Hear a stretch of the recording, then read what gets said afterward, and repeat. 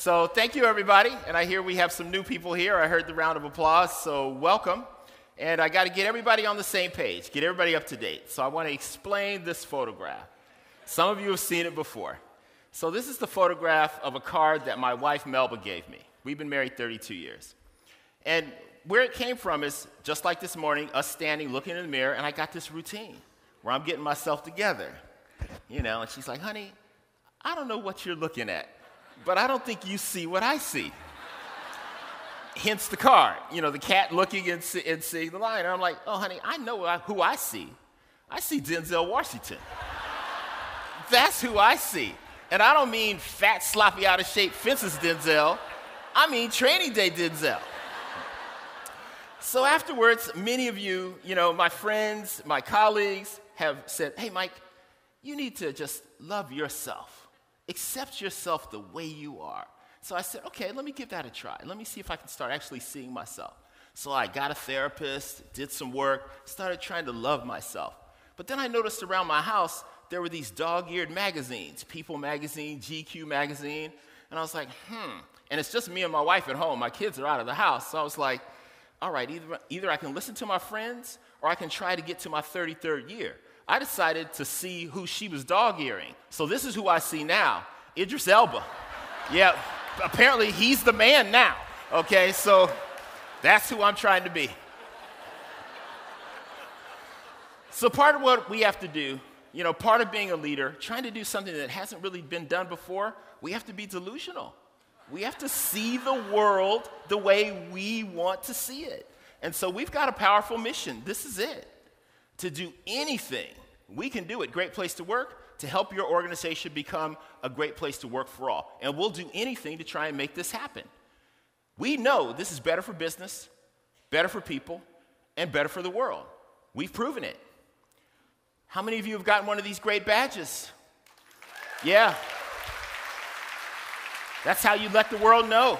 You tell the world no. And the thing is, you can't get these badges unless your people say you're a great place to work. That's what I love about them. You have to earn it. Your people have to say.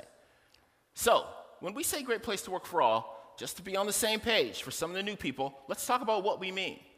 It should be a great place to work for all if you have no hair.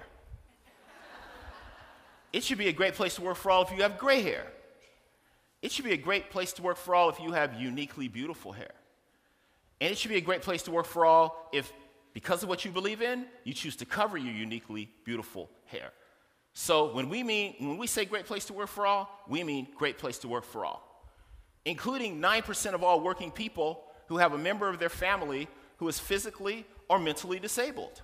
And only half those people tell their coworkers about that because they're afraid if they tell their coworkers, it'll affect their career progression. Those aren't crazy people. Those are smart people.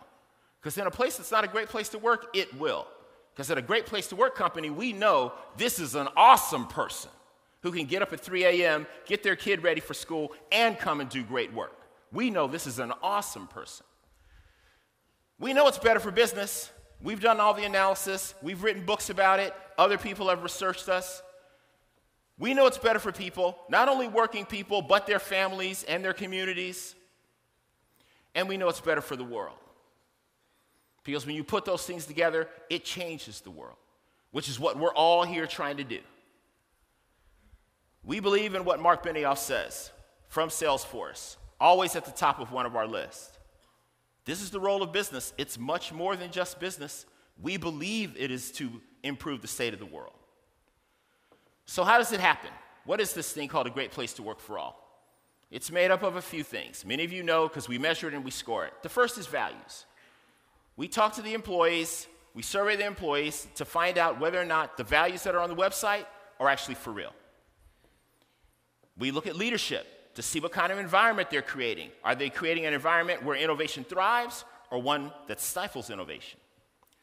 Trust. This is what Great Place to Work has been surveying and been talking about for 30 years. This is the foundation for all our work. Without trust, there is no engagement. Without trust, there is no inclusion. Without trust, there is no innovation. We measure maximizing your potential. This is the newest part of our methodology because we found out you could be a great place to work for some, but not a great place to work for all.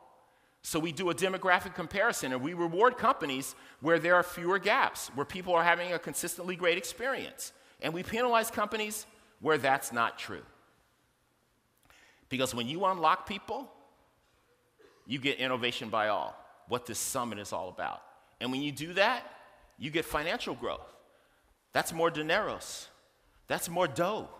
That's more money. Trying to be international, okay? Dough is what I love, but that is money. And that's what happens.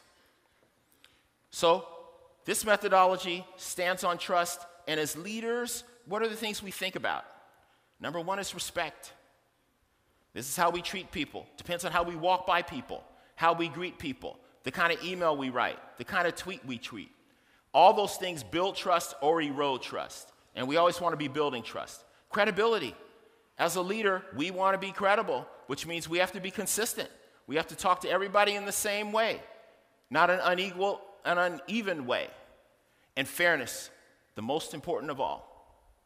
This is the thing. People want to know that they're being treated fairly compared to everyone else, regardless of who they are, or what they do in the organization. Why? Because it really matters. So here's some data.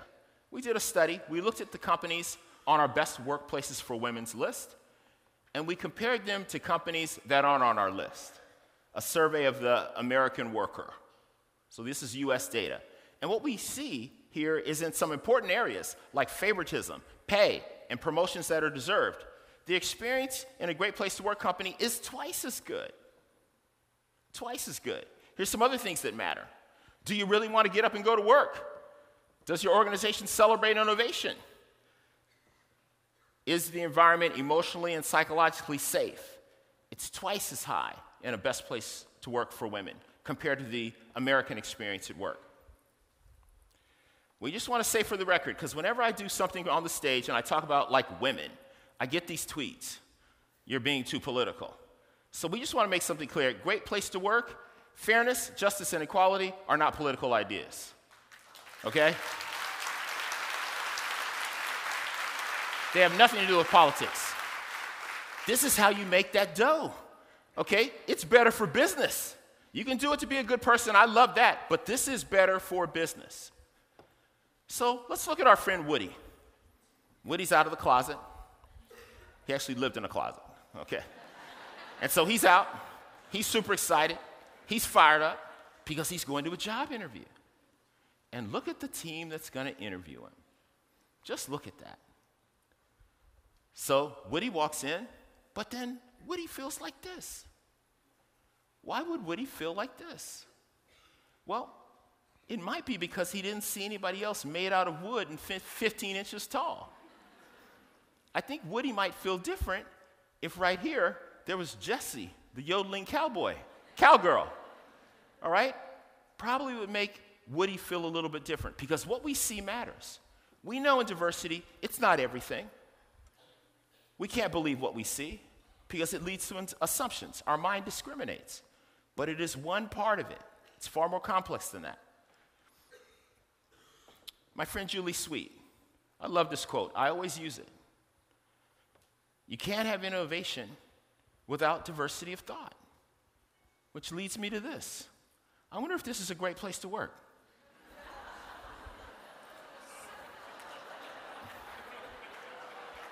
Okay.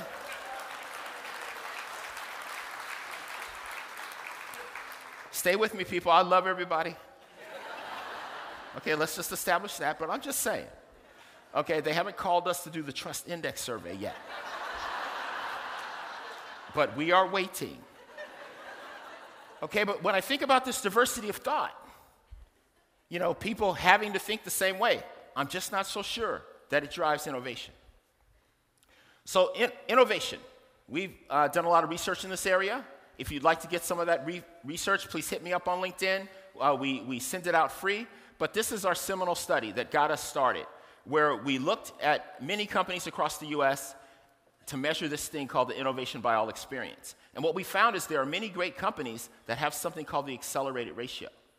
So when you look at the people and you see people circled in green, these are the people you love. They're fired up. We have to change, shut down the product, and move in a different direction. Let's go.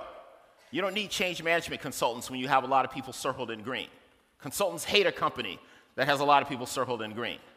Okay, but this is what agility is. People circled in green. And the people in red, let me be clear who they are.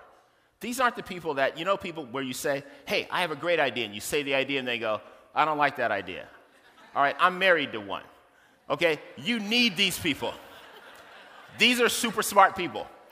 If it wasn't for this connection that I have, you wouldn't have met me today. Or you might have, but I would have been in front asking for $1. Okay, a whole different situation. You need a diversity of thought. You need people who will challenge your ideas. But the people in red aren't those people. These are people who are having an experience at work based on who they work for that they don't feel trusted. They don't feel cared for. This is the worst thing you can do to a person, which is smash their motivation and their potential. Well, great organizations have only two, so they always have work to do. These aren't bad hires. These are people who are having experience, and there's a leader who needs development. We've also surveyed all companies across the United States that we don't work with, and we found this is the case. I'm calling it the disruptable ratio, because these places are ripe for disruption because people are having a bad experience. That's why these songs like Take This Job and Shove It, Thank God It's Friday, that's why they were so popular, because of this ratio, okay? It's a real thing. Because when you're circled in red, you have fear. Fear looks like earlier today when you looked at each other. It's hard to see. Fear is like, what are you afraid of? Nothing. That person's afraid. What are you? Nothing. Okay? That's what happens. It's bad for organizations. I would fear something like this. I would even fear something like this. But I don't want to have fear at work because it stops inclusion, it stops innovation, two of the things your organization needs more than anything else. It would be far easier at work if fear looked like this, but it doesn't. It's hard to see. You have to be aware, and as a manager and a leader, you have to be thinking about the experience that you're creating for people. The cost is high.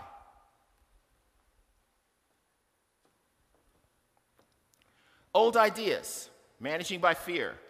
Another old idea. I've been at companies and I've had the CEO say, I'd like you to welcome our new Chief of Diversity and Inclusion, Cheryl. She's going to make it happen here. And they call Cheryl up. Like one person's going to make diversity and inclusion happen. And usually Cheryl smiles and she's happy, and then she sends me an email later from a Gmail account.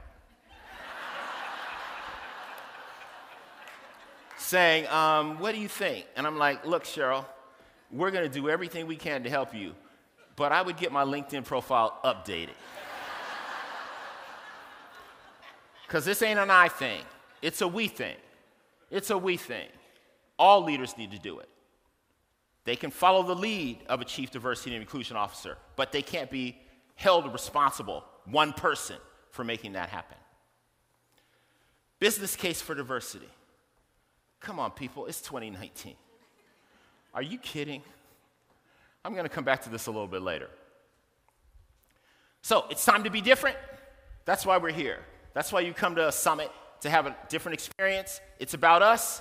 We get inspired and have to go back and try and inspire others. And I'm inspired by Lin-Manuel Miranda. Either way, I'm inspired.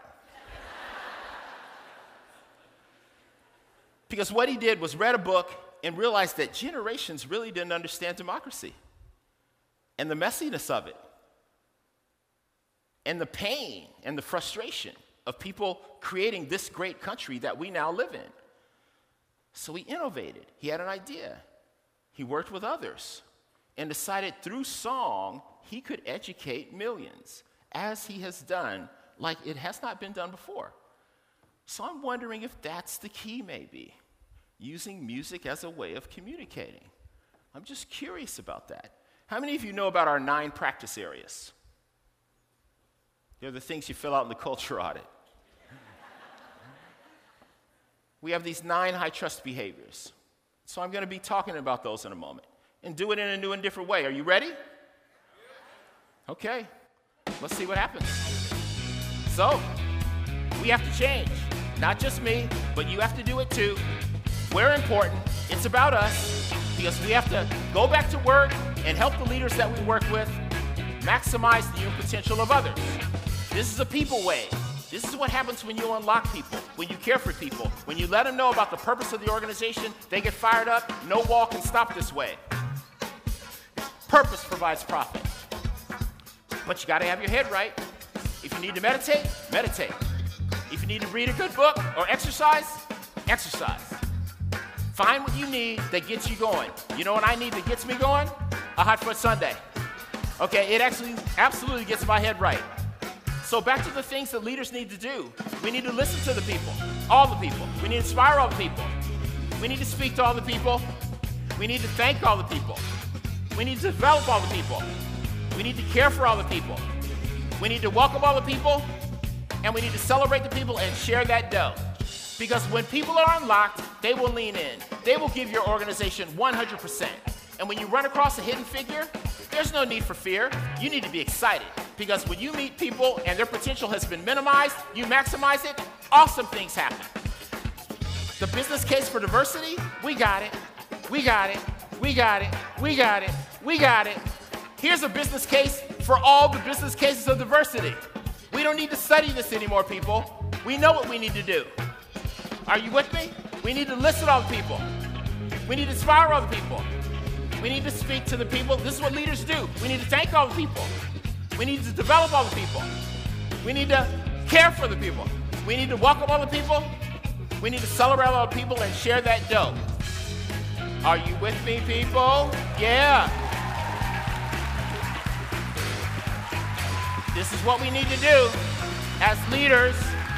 Thank you. Thank you. We want to do these things every day. Yeah. Yeah. Yeah.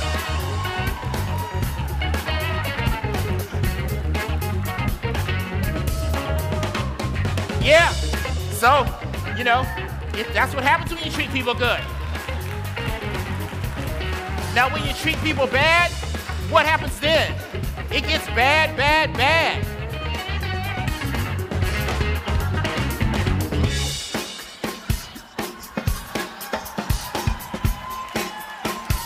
Yeah, I'll do absolutely anything to help you create a great place to work for all. So let's think about this for all leader. The original hidden figure, Dorothy Vaughan. She learned Fortran programming, taught her team how to program Fortune because of the purpose, which is to get a man around the moon and safely. She knew artificial intelligence couldn't do it. People could have had to do it. And speaking of people, we've surveyed over 100 million people, put the data in your hands, and I feel good. Do you feel good? Something's missing. Now I feel great. I feel great. It's time to summit, people. We don't need any oxygen. All we need is each other. The time is now. The time is always right to do what is right. We need to do it for her. We need to create a world for her where she gets treated with equality and given full equity as a full member of society. Jimi Hendrix was right. When the power of love overcomes the love of power, the world will know peace. Thank you very much, and thank you for coming to the summit. It's going to be magnificent. Have a great time. Thank you very much. Thank you very much. Thank you very much. Thank you.